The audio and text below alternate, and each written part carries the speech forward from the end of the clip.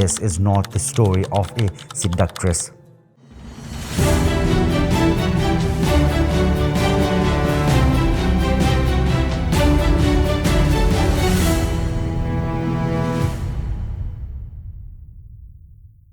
This is the story of last queen who fought the world and lost everything but her legend. She was the last pharaoh, the woman who turned empires into lovers and enemies into dust.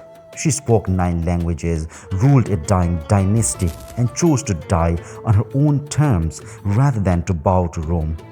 History called her a temptress. Rome called her a threat. But before she was a myth, she was a mind sharper than any sword.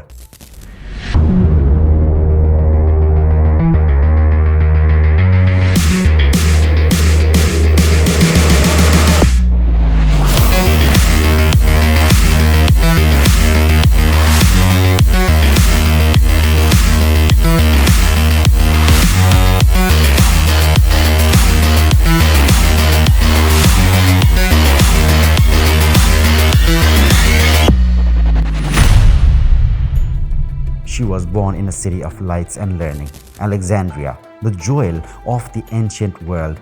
Shined with marble columns and giant libraries, ships from all over the world came to its ports, bringing goods, stories, and secrets.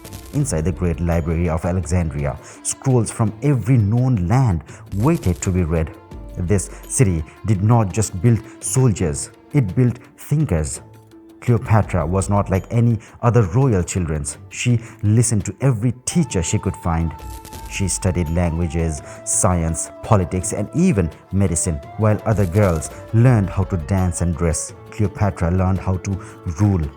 She spoke to scholars and traders in their own words. She was the first ruler of her line to learn the Egyptian language, something even her ancestors from Greece had not done. From a young age, she watched her family tear itself apart. Brothers and sisters fought for power. Poison, betrayal, and exile were normal in her world. The royal court was not a safe place. It was a stage of deadly games. But Cleopatra was smart. She learned to read people the way she read books. She knew when to stay silent and when to strike with words sharper than any other blades. Egypt at the time was no longer as strong as it had been under great pharaohs.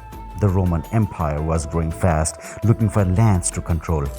Many rulers in Egypt had become weak, more interested in gold and parties than in protecting their people. But Cleopatra was different. Even as a young woman, she saw that Egypt needed a strong heart, not just a pretty face on the throne. And so, from the moment she first stepped into the palace as queen, she carried a secret plan. Egypt would not bend without a fight.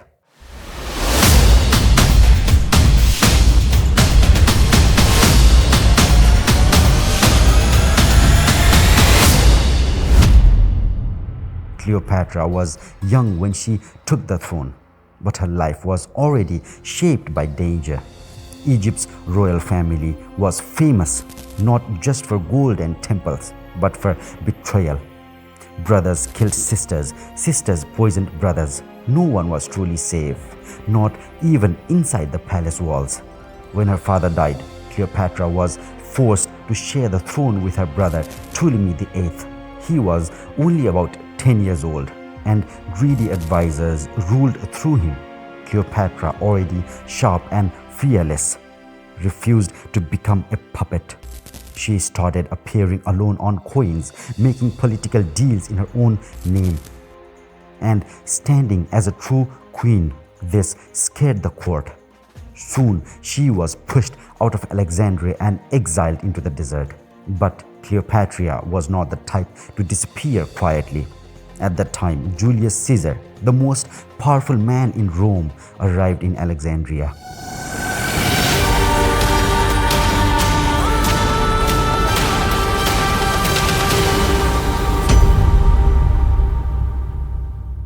He came to collect debts and to settle Egypt's royal chaos. Cleopatra saw an opening, a way back to power. She didn't walk into Caesar's camp with an army or gold.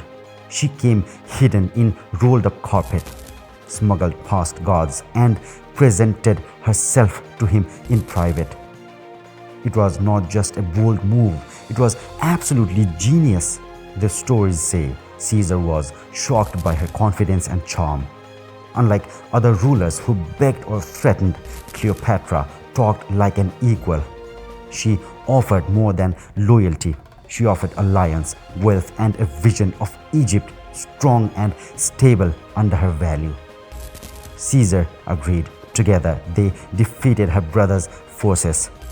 Ptolemy VIII died, possibly drowning in the Nile during the battle. Cleopatra reclaimed her throne, this time as the main ruler. Later, she had a son with Caesar, known as Caesarion, and presented him as a living symbol of unity between Egypt and Rome. The Rome Senate in the West hated this. They saw Cleopatra as a foreign queen corrupting their greatest general. Roman poets and politicians began to spread stories, painting her as a witch, a temptress, a woman who used her body to control great men. These stories would live on for centuries, even though they were built on fear and not on fact. In Egypt, Cleopatra ruled with strength. She started building up the economy, restoring temples and supporting scholars. While Rome argued and whispered, she rebuilt her people's faith in the throne. She was more than just a ruler in love. She was a queen rebuilding a dying world. But fate would not let her rest. Caesar was killed in Rome, stabbed by senators who feared his power. Suddenly, Cleopatra lost her strong ally. She faced a new Rome, colder, more ruthless, ready to swallow Egypt whole. After Caesar's murder, the world shifted like a broken shield. Rome was no longer a single strong heart. It was a city with too many daggers, each one pointed at the other. In this chaos, two names rose above the rest: Octavian, cold and calculating, and Mark Antony, the warrior with fire in his veins. Cleopatra watched from Alexandria. Her throne was strong, but her walls felt thin. Rome's shadow crept closer every day. She knew Egypt alone could not survive Rome's hunger. She needed a partner who saw her as more than just a jewel to take. When Antony called for her in Tarsus, Cleopatra did not come as a victim or as a servant. She arrived as a goddess reborn. Her ship glowed under the sun with golden decorations. Purple sails caught the wind like royal flags. Musicians played haunting songs that carried across the water. And the air was thick with the sweet scent of her perfume. It was not just an entrance, it was a statement. I am not your prize, I am your equal. Antony fell under her spell, but not just because of beauty. Cleopatra could speak about politics, war, philosophy, and trade better than any senators in Rome. She understood the power of grain and gold, as well as the power of words. In her, Antony saw more than just a queen. He saw a future. In Alexandria, their love story became legend. They held lavish feasts where guests drank from golden cups and watched dancers move like flames. Cleopatra and Antony played games, dressed as gods, throwing dice, laughing under moonlight, planning a new world where Egypt and Rome shared the throne of power. The people of Alexandria adored them. They believed a new golden age had begun. But outside the city, storms gathered. In Rome, Octavian watched with cold eyes. He knew Antony was strong, but Cleopatra made him dangerous. Together, they were not just rulers, they were a new idea, an empire born from love, not Senate votes. Octavian launched a war, not just of swords, but of stories. He called Cleopatra a witch, a snake, or a woman who turned men into puppets. He told the Roman people that Antony had become her slave, that he was no longer Roman anymore. Every whisper in the streets of Rome painted Cleopatra as a true enemy, the foreign queen who threatened everything Roman pride stood for. Then came Actium. The sea glared under the sun like a polished blade. Cleopatra and Antony's fleet was large but scattered, weakened by doubt and betrayal. Octavian's ships pressed in, tighter and tighter. At the moment the battle turned, Cleopatra's ships pulled back. Some says she did it to save the fleet. Some says she knew that defeat was certain and chose to live another day. Antony saw her retreat and followed. His heart chose love over war in that final moment. They escaped to Alexandria, but they carried defeat in their sails. Back home, the golden halls turned cold. The music stopped. The servants whispered of doom. The people looked to the horizon and saw no future. Inside the palace, Cleopatra and Antony faced each other, once gods at their own fests, now two humans trapped in echoes of their own dreams.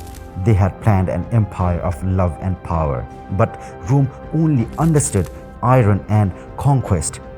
The lovers stood together one last time, knowing the world will not remember them as they were. It would remember what Rome wanted to remember: betrayal, weakness, seduction. But in those quiet halls of Alexandria, they were still just two souls trying to hold back the tide. The walls of Alexandria stood silent as Octavian's armies marched closer. The great city that once roared with festival and songs now felt like a tomb waiting to be sealed. Inside the palace, Cleopatra and Antony waited, each step echoing in empty halls, each breath heavy with unspoken fears. Antony tried to rally his remaining forces, but hope was as thin as torn sail. Betrayals spread among their allies as rot in old woods. Soldiers who once cheered his name slipped away into the night. In his mind, Antony replayed the battles they lost, the fleet that burned, the love that fell like a bright torch now flickering in the wind. In the palace, Cleopatra planned. She gathered her treasures, sent messages to distant lands, and considered escape routes. But she knew in her heart that Octavian would never allow her to live as a free queen. If captured, she would be paraded through Rome in chains, shown as a trophy, mocked and broken before cheering crowds. For a woman who had ruled as a goddess, who had stood equal to emperors, that fate was worse than death. When the news came that Octavian had breached the city, Antony believed Cleopatra was already dead. In his grief and rage, he fell on his own sword. Bleeding and broken, he was brought to Cleopatra's hidden chamber, where he died in her arms. She kissed his bloodied face, held him close, and felt the weight of all their dreams turn to ash in her hand. Cleopatra was alone now, the last queen of Egypt, the living echoes of the pharaohs. Octavian arrived at her door, expecting a weak, defeated woman. But Cleopatra met him dressed in her finest royal robes, her crown high, her eyes bright with fire, even in sorrows. She spoke with dignity, even as Rome prepared her chains. He tried to convince her to leave, to come to Rome as a captive, but she knew what that truly meant: a final humiliation written not in blood, but in laughter and jeers. In her final hours, Cleopatra turned to the gods she had honored all her life. She chose her ending. She took her last breath on her own terms, holding the last piece of power she still controlled: her death. Some says she used a hidden poison. Others says it was the famous asp. The snake pressed to her skin in a final kiss. No one can be sure, but her choice was clear. She would not be paraded as a prize. She would not kneel down when Octavian found her body. The story he had wanted to show the world was gone. There would be no living queen to shame in Rome. Only a legend, now a myth stronger than any chains. With her death, Egypt fell. The last pharaoh was gone. Rome took Alexandria, took the treasures, took the throne. But they could never fully take her story. Cleopatra became the eternal queen of echoes. Love, fear, twisted, misunderstood. A woman who fought the greatest empire with her mind, her heart, and her final breath. When we think of Cleopatra today, we see a painted face, golden crown, a woman draped in silk and mystery.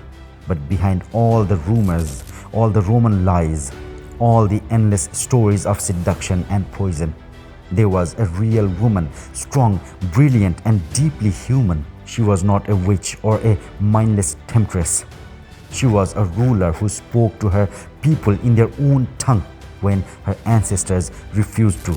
She was a mother who dreamed of a future where her children could inherit a free Egypt. She was a strategist who faced Rome's steel with words, alliance, and courage.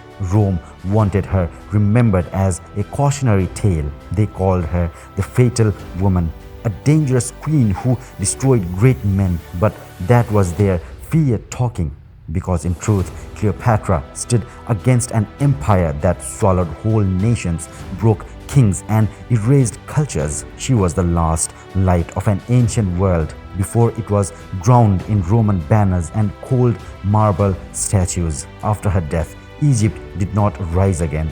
It became another jewel in Rome's crown. But Cleopatra's spirit lived on. Not just temples or ruins, but in every whispered story of a woman who refused to bow. She became the silent question in every history book. What if power didn't belong to conquerors alone? Her life teaches us that sometimes the fight itself matters more than the outcome. The choosing your own ending can be the final act of true power. That a single voice, even when silenced, can echo louder than any army's march. Today, her legend lives in art, in plays, in poem, in quiet waves along the Nile. Her name still carries both love and fear, because deep down we know Cleopatra was more than just a queen. She was an idea that no empire, no sword, no rumor could truly kill. Thank you for uncovering the truth with CTT Stories. If Cleopatra's stories changed how you see history, hit like and subscribe for more journeys beyond the myth. Comment the last echo if you believe her real story deserves to be heard forever. Because here, we don't just tell stories, we give voice to the echoes. Until next time, stay safe, stay curious, and I'll see you in the next one.